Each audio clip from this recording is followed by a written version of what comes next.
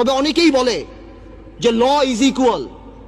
এখানে অনেক বড় বড় কনস্টিটিউশনের বিজ্ঞ লোকেরা আছেন, তারা যদি থাকতেন আরো সুবিধা হতো। স্পিকার, যদিও পার্লামেন্ট বলে, সংবিধান বলে ল ইজ ইকুয়াল, বাট বাস্তবে কিন্তু ল ইজ নট ইকুয়াল। 111-এ দেখেছি অনেক বড় বড় নেতাদেরকে বিষ তেলে রাখা হয়েছে, কিন্তু দুই নেত্রীর জন্য আলাদা জেলখানা রাখা হয়েছে। এই পার্লামেন্টে আমি যা বলবো দ্যাট ইজ ইমিউন। ডিপ্লোম্যাটরা অনেক কিছু করে, ইমিউনিটি আছে। কিছু কিছু ক্ষেত্রে কিছু কিছু স্পেশাল মানুষের জন্য ল একটু কার্ভ করে যেতে পারে।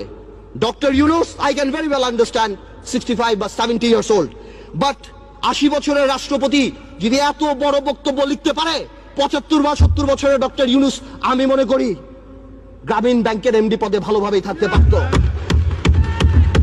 মাননীয় স্পিকার, ডক্টর ইউনুস বাংলাদেশের সম্পদ না পৃথিবীর সম্পদ। আমি দেখেছি আমাদের মাননীয় পররাষ্ট্রমন্ত্রী বলেছেন this will not effect our relationship, বহির্বিশ্বের সাথে আমাদের সম্পর্কে। ঠিক তার পরের দিনই জন কেরি বলেছেন উই আর কনসার্ন। 23 জন কংগ্রেসম্যান বলেছেন উই আর কনসার্ন। বহির্বিশ্ব ফোন উঠে ঝগড়া করবে না, এটা তাদের diplomatic language, that we are concerned, we are looking into the matter.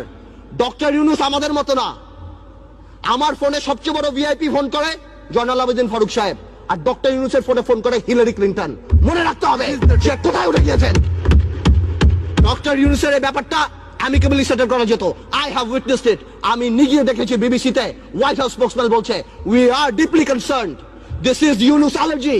আমি জানি অনেকে বলতে পারবে এটা আমাদের সার্বভৌমত্ব, আই ক্যান আন্ডারস্ট্যান্ড এটা আমাদের সার্বভৌমত্ব, কিছু একটা ব্যালেন্স নিড টু বি ড্রন। এখন সার্বভৌমত্বর সাথে ব্যালেন্স, এখন গ্লোবালাইজেশনের সময়, কালকে বাংলাদেশের বিপদ হচ্ছে, আমরা তাদের কাছে যে হাত পাততেছি, দুই নেত্রীর মনোমালিন্য হচ্ছে, নির্বাচনে যাব কি যাব না, আমেরিকান এম্বাসির দাওয়াতে ভিড় লেগে যাচ্ছে, এখানে ভিড় লেগে যাচ্ছে, আর যখন কোনো কিছু হচ্ছে তখন কি বলা হচ্ছে এটা আমাদের সার্বভৌমত্ব ব্যাপার। এটা সার্বভৌমত্ব ব্যাপার না, এটা পার্সোনাল ভেন্ডাটার ব্যাপার। সংসারের কথা আসতেছে, excuse me, I would appreciate if you let me finish. Yes, please, uninterruptedly. Thank you. Yes, you should know it. আমি আরেকটা কথা বলতে চাই। সন্ত্রাসের কথা আপনি বলেন, একটা চেইন অফ কমান্ড থাকতে হবে। যেই দেশের স্বরাষ্ট্র প্রতিমন্ত্রী শাহরুখ খানের কনসার্টে যে মাটিতে বসে, সেই দেশে কি হতে পারে? মান ইজ্জত কোথায় যায় আমাদের? A মন্ত্রী is not a person. A মন্ত্রী holds the flag. সেই মন্ত্রী আমাদের, সেইখানে স্বরাষ্ট্রমন্ত্রী যেই কাজ করে, এই দেশে এগুলি হতেই পারে। মাননীয় স্পিকার, অনেক কথা বলে অনেক কিছু শেষ করা যাবে না, তবে আমি এতটুকু বলতে চাই ডেমোক্রেসির সাথে গুড গভর্নেন্স থাকতে হবে, মোরালিটি থাকতে হবে।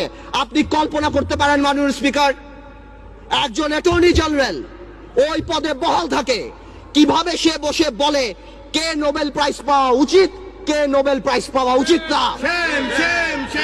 এটা অসম্ভব। আমার দুঃখ হয়, আমার ভয় হয় যে মাননীয় অ্যাটর্নি জেনারেল যদি চাটুকারিতা করে আগামীতে ভবিষ্যৎ ল মিনিস্টার হওয়ার জন্য আমার বলার কিছু নাই, কিন্তু যদি তার বুদ্ধি এই হয়ে থাকে যে সন্তু লারমার প্রধানমন্ত্রী, হ্যাঁ, কে পাক না পাক that is not our concern, কিন্তু ফোরামটাকে ডক্টর ইউনুসের পাওয়া উচিত ছিল না, এই বুদ্ধি যদি অ্যাটর্নি জেনারেলের হয়ে থাকে, তাহলে আমি শঙ্কিত যে বাংলাদেশের জুডিশিয়ারি কোন দিকে যাচ্ছে। মাননীয় স্পিকার, আমাদের সবার কিছু কিছু ব্যাপারে একটা ন্যাশনাল কনসেনসাস হওয়া উচিত। নতুন প্রজন্মের রাজনীতিবিদ হিসাবে আমি এতটুকু ক্লিয়ার করে বলতে চাই, শেয়ার মার্কেট আওয়ামী লীগ বা বিএনপির প্রবলেম না। আমরা চাই এটা খোলাসা হোক। কেন এতদিন রিপোর্ট